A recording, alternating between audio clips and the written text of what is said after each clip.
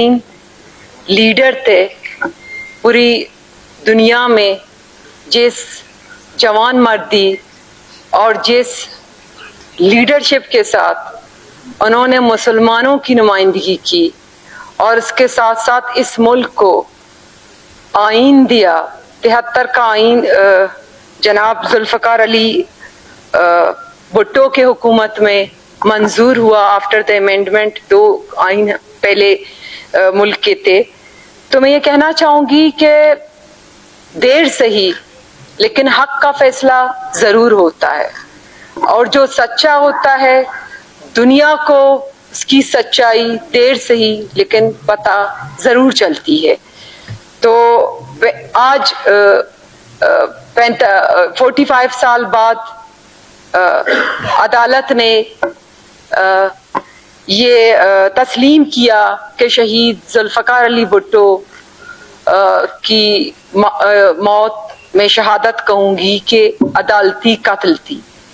तो हमारे लिए खुशकिस्मती की बात है मैडम स्पीकर, जिस तरह पाकिस्तान पीपल्स पार्टी के जितने भी MPs हैं बलूचिस्तान के, उन्होंने ये करारदाद पेश किया कि 4 अप्रैल को शहीद जुल्फ़िकार अली भुट्टो का दिन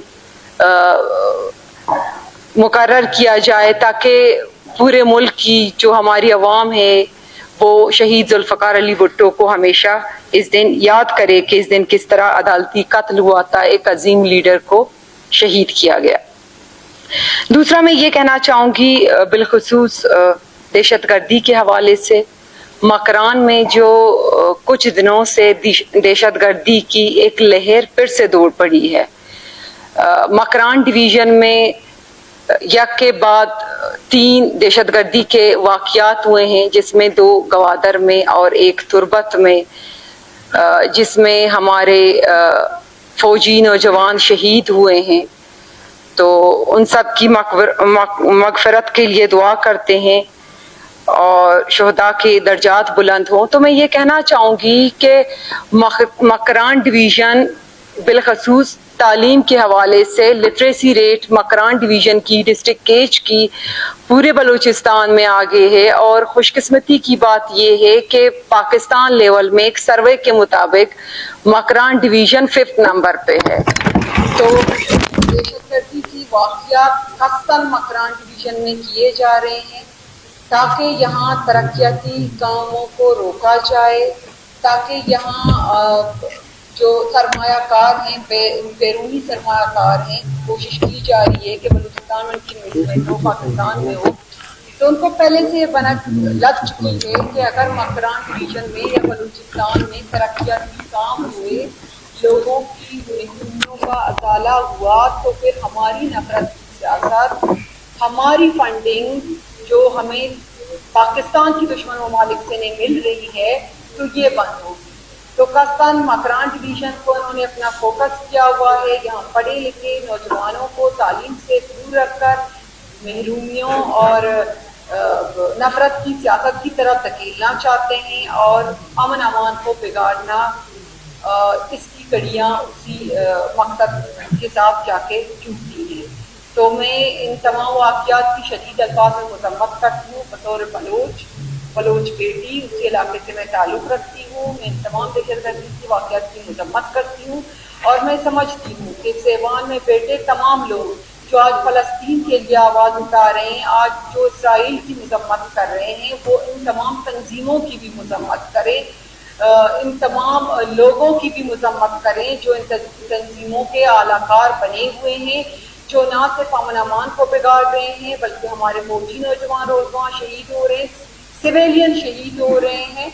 मैं खुद कुछ फैमिलीज को जानती हूँ जिनके साथ हमारे क्लोज टाइम्स है। कयूम बलोच नाम है इस लड़के का, उनके वालिद साहब को बरकोक में शहीद किया गया और मंद में चारशंबे नाम का एक बंदा था, उनको शहीद किया गया। तो उनके लिए क्यों कोई आवाज़ नहीं उठाता?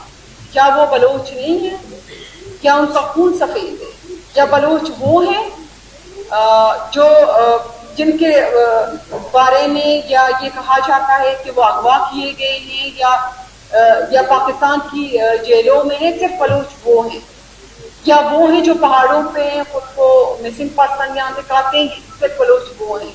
وہ بلوچ نہیں ہیں جن کو دن دہاڑے مارا جا رہا ہے، وہ بلوچ نہیں ہیں جن کو بے قصور بغیر کسی جرم کے مارا جاتا ہے. کون ہے جو ان کو لائسنس دیتا ہے؟ لائسنس